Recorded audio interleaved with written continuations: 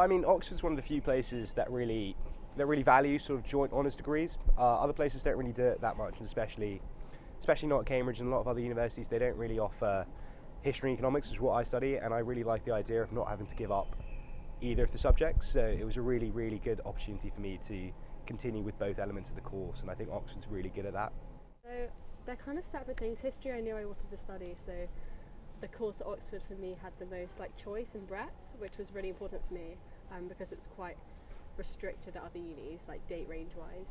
And Oxford, I've kind of always wanted to study here. I think it's an amazing environment, and the way that they teach you here is really suited to me, really independent, and the tutorial system I really enjoy. Always had been a fan of history. I mean, in terms of choosing to study it, it seemed a natural choice past a certain point. I think I enjoyed it at GCSEs, and then A-levels kind of brought it to the fore. I think the realisation that it's quite a different subject at degree level was really what teased it out of me. The idea it was my own opinion rather than just a collection of facts and figures. In terms of contact hours, it's quite nice to sort of separate between the history and economics side. On the history side, the contact hours tend to be quite minimal. It's quite nice, you have a bit more independent learning. We have maybe 1 hour, 2 hours of tutorials a week, but on the economics side, especially in second and third year, it's been quite lecture heavy, which is quite nice. It keeps a balance between the two.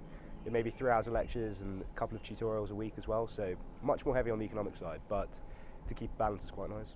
A history student, it's far more flexible, and you can choose when you do your work and how you do it. So instead of the labs that the scientists have every day at 9 a.m, you just get to get up when you want and do your work late into the night if you need to.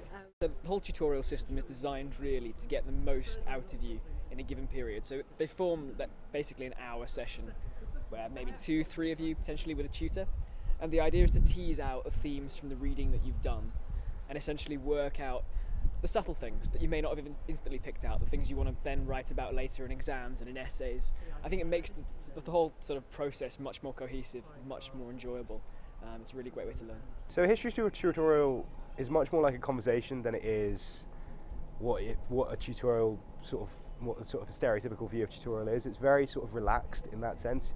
You can direct it how you want to take it. If you find something particularly interesting, you can sort of push your view and your agenda quite hard, and it's quite nice like that because the tutors react to what you find interesting, and they aren't very set on pushing their own views on you.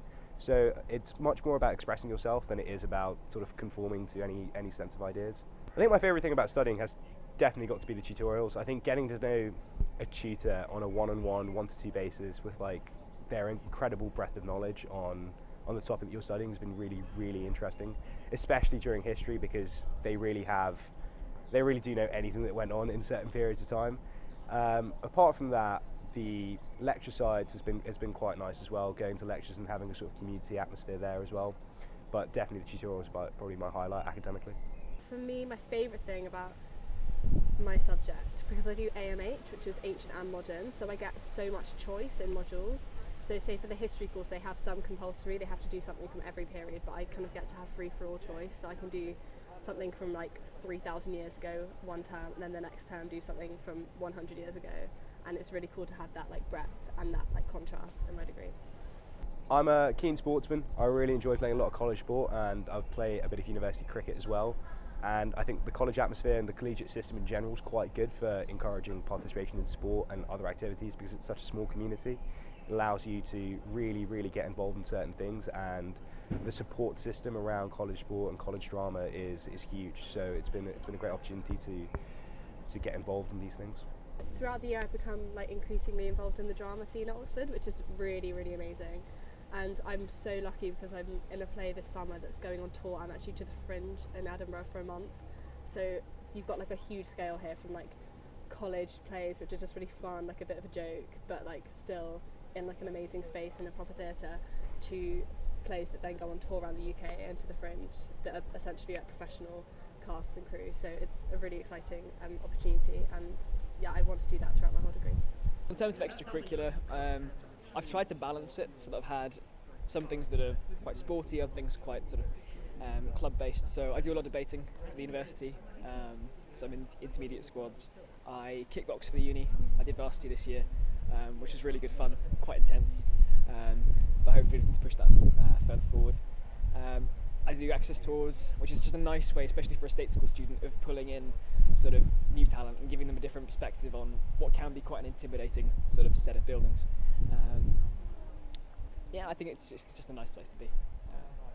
Well, I think the atmosphere at Balliol's definitely the best thing about the place. The fact that you can go into the JCR, the bar, the TV room, just even on the quad, and run into a friendly face and stop them for a chat for 2 minutes, even if you're both busy. You can definitely, everyone's very willing to stop and have a conversation, and leaving this community be quite difficult because it has just been so friendly and accepting. I mean, everyone says that they thought that everyone would be posh, and they weren't, and that's true. But loads of people say that. One of the things that I really thought was that I thought everything would be really, really expensive. And I thought that I'd have to buy all of my books and stuff like that, and that's really not true. The libraries here are insanely good, and you can get basically any book that you need for a given week just by borrowing it from the library. I'd say applications to Oxford are less daunting than they appear. I think on paper they seem, with the interviews and the tests, they seem very daunting, but I think just getting going in the process, and especially the interview process itself, it really puts you at ease because you find out whether the place is for you or not. Definitely apply. I think it's one of those things that it always seems impossible till you've given it a go, and you don't lose anything from having a punt at it. So I definitely say apply and give it a good shot. To people who are thinking of applying but who aren't sure, I'd say the absolute worst that's going to happen is you don't get in, and you'll have had a really interesting experience applying. At the end of the day, it's only one spot of 5 on your UCAS application, so you've got absolutely nothing to lose. And one thing I really wasn't expecting was to quite enjoy the interview process.